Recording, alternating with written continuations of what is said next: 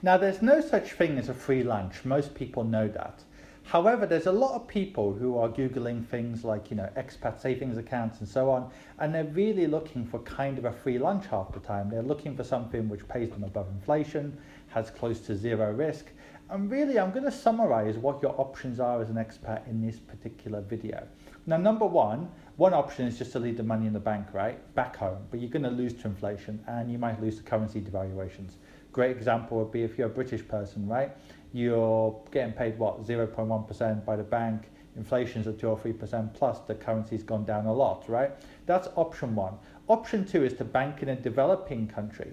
However, the negatives of this is that if you are not a resident of that country, often you can't do it, number one, but even if you can do it, you are often reliant on emerging market currencies, which are very risky. And even if you aren't, you're often going into banking systems which aren't as regulated back home. Now, what do I mean by that? Cambodia and Georgia are just two examples of countries that pay much above inflation, even for USD accounts. But do you really think that if there's a financial crisis, worldwide financial crisis, which affects all countries, which it would, do you really think that the Cambodian or Georgian governments are going to stand behind, rich local people and expats who are rich by local standards? Of course not. You're never going to have like $250,000 protected like you do, in many developed countries.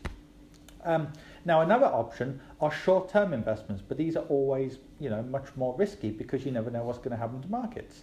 Another option is to just go for a long-term investment. And whilst this has positives and negatives like everything, you have to remember that this is much less risky. In other words, people often say diversification is one of the free lunches of investing, but I would say time is the biggest free lunch in investing. Why is that? Number one, it's compounding, right? If you can get 8% for 25 years, that's a lot more money than getting 15% over 5 years. But in addition to that, the longer you invest, the less risky it is. So I'll give you an example. The US S&P, if you invest for 5 years, you have about a 15% chance of being down based on historical data, 85% chance approximately of being up.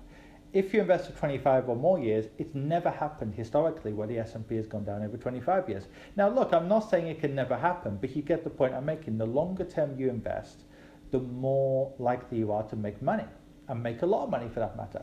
But what I find a lot in the expat community, is not just expat community by the way, also amongst people around the world, is a lot of people, they essentially want a free lunch. They want high returns, low risk, and they don't even want volatility, right? So you've got to pick your enemy, if you like. Enemy is not a good word, maybe, but look, if you can get high returns and quite safe high returns, but you've got to deal with a bit of volatility, that shouldn't matter, right? So always realize there's positives and negatives to everything, and there's no free lunch, there's no perfect option, there's no 0% risk option. So all you can do is manage your risk by doing things like not having all your eggs in one basket, also focusing on the long term, getting proper advice and so on. And that's the best you can do, right? You can't have any kind of perfect free lunch. Okay, everyone, I hope that was useful for you.